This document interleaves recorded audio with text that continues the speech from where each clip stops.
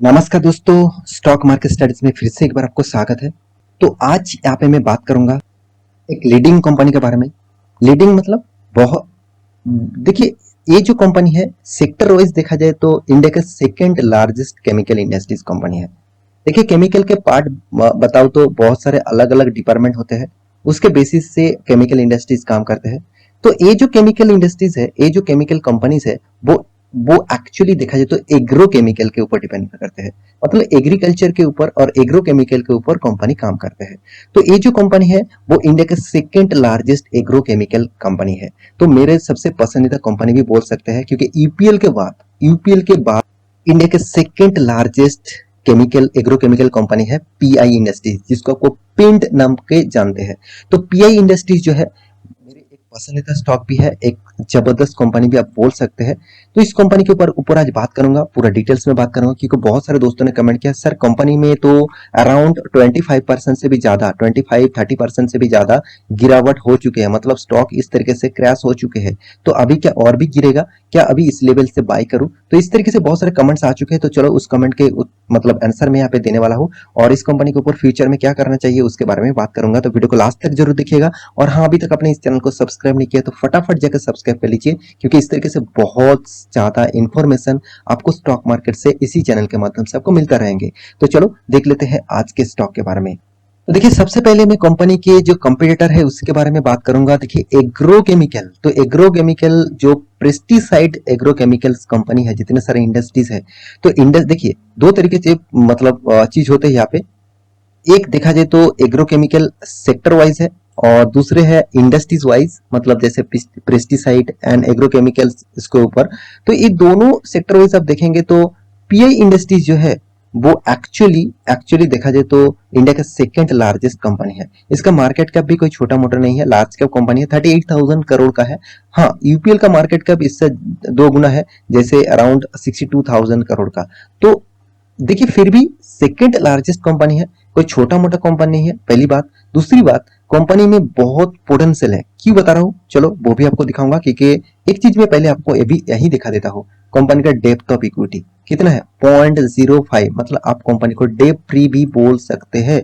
तो जो company Depp free है उस कंपनी में काम करने का मजा ही कुछ और है। क्योंकि मान के चलिए आपका बिजनेस है, आप किसी के पास भी लोन ना लेकर काम कर रहे हैं, समझ लीजिए आपका बिजनेस धीरे धीरे धीरे धीरे दूसरों से बहुत ज्यादा ग्रोथ करने वाला है। क्योंकि आप कभी भी लोन नहीं लिया, आपका जितना पैसा था उसी को इन्वेस्ट किया, उसके बाद काम किया। हाँ, लोन लेना कोई गलती नहीं है, मतलब गलत बात नहीं है। फिर भी देखिए, जितना आप लोन लेंगे उतना ही बिजनेस को बढ़ाने के लिए लोन लेना चाहिए, मानता हूँ। मगर बिजनेस को बढ़ाने के लिए लोन तो लिया, मगर उस लोन को मिटाने के बाद आपके हाथ में कितना प्रॉफिट आया, वो सबसे इंपॉर्टेंस है। देखिए, हर कंपनी लोन लेते हैं, यही नहीं कि पीआई इंडस्ट्रीज लोन नहीं लिया, लोन लिया, मगर लोन लेने के बाद कंपनी ने इतना ज्यादा प्रॉफिट किया, जो लोन का जो कर्जा था उसको मिटाने के बाद कंपनी के हाथ में प्रॉफिट बहुत ज्यादा हो रहा है। चलो वो भी आपको दिखा देता हूँ। तो आप देख सकते हैं कंपनी का जो लोन का अमाउंट है वो 316 करोड़ है, मगर कंपनी इनकम कितना किया? 844 करोड़। तो यहाँ पे आपको जो चीज देखना है वो है कंपनी का हर पैरामीटर पॉजिटिव होने के बाद कंपनी के गिरावट जो हो रहा है वो एक्चुअली देखा जाए तो कंपनी में कोई खराबी नहीं है, कि ऐसा हुआ कि कंपनी खराब हो गया, ऐसे बिल्कुल नहीं। कंपनी में जबरदस्त परफॉर्मेंस है, कंपनी का परफॉर्मेंस बहुत शानदार है, फिर भी देखिए कंपनी में गिरावट कंटिन्यू हो रहा है। उसका कारण इस स्टॉक में नहीं है, इसका कारण है एक्चुअली देखा जाए तो ग्लोबली प्रॉब्लम है। देखिए, इस स्टॉक में अराउंड 30% से भी ज्यादा गिरावट हो रहा है। इसका मतलब ये है, देखिए आप पहले एक बात सोच लीजिए, केमिकल इंडस्ट्रीज को काम करने के लिए ज्यादातर क्रूड ऑयल की जरूरत होती है, जो बाहर की कंट्री से हमारा इंडिया में इंपोर्ट किया जाता है। तो क्रूड ऑयल का प्राइस जितना बढ़ेगा तो उतना ही इम्पैक्ट इस केमिकल इंडस्ट्रीज के ऊपर पड़ेगा। जैसे देखिए, पेंट सेक्टर, वो भी एक केमिकल इंडस्ट्रीज के साथ जुड़े हुए कंपनीज है, जैसे एशियन पेंट, बर्जर पेंट। तो chemical industries same to same crude oil के ऊपर डिपेंड करते हुए काम करते हैं। तो ग्लोबली मार्केट में जब इम्पैक्ट पड़ेगा तो स्टॉक में भी इंडिविजुअल इम्पैक्ट देखने को मिलेगा। तो मेरे हिसाब से इस कंपनी के ऊपर आपको ज्यादा से ज्यादा आपको मतलब फोकस तो रखना ही चाहिए, क्योंकि इस तरीके से सिचुएशन हमेशा बहुत बार आ चुके हैं, आज फर्स्ट टाइम नहीं है, इस तरीके से सिचुएशन बहुत बार आ चुके हैं। तो मेरे हिसाब से इस कंपनी के ऊपर आपको फोकस होना चाहिए। तो अभी देखना है कंपनी के क्वार्टर बेसिस रिजल्ट। देखिए कंपनी के क्वार्टर बेसिस रिजल्ट देखेंगे तो आपको पता चल जाएगा कि एक्चुअली कंपनी ने किस तरीके से परफॉर्मेंस किया। देखिए कंपनी कंटिन्यूअसली परफॉर्मेंस कर रहा है, कंटिन्यूअसली परफॉर्मेंस कर रहा है, अच्छा खासा प्रॉफिट भी यहाँ पे कंपनी मेंटेन कर रहा है, बहुत शानदार कंपनी प्रॉफिट मेंटेन किया। तो उसके बाद आप देखेंगे तो कंपनी ने प्रॉफिट एंड लॉस जो है वो अराउंड आप देखेंगे तो करीबन करीबन साल भर की बहुत शानदार प्रॉफिट किया। तो जो कंपनी 2011 में 65 करोड़ था, अभी वो बन चुके हैं 844 करोड़। इसका मतलब आप समझ लीजिए कंपनी में कितना ज्यादा पोटेंशियल है, कंपनी में कितना ज्यादा स्ट्रॉन्गनेस है, मतलब स्ट्रॉन्ग है। तो इसलिए कंपनी हर साल कंपनी को प्रॉफिट कर रहा है। जो कंपनी कंटिन्यूसली प्रॉफिट कर रहा है और जो कंपनी कंटिन्यू प्रॉफिट होने के बाद भी गिरावट हो रहा है, मान के चलिए उस कंपनी में आपको फ्यूचर बनेगा। क्योंकि देखिए वो कंपनी आपको डिस्काउंट में माल दे रहा है। आप इस बात को समझ लीजिए, रिटेल पब्लिक क्या करते हैं, वो स्टॉक जब इस तरीके से भाग रहा है, वो इस लेवल में बाय करते हैं।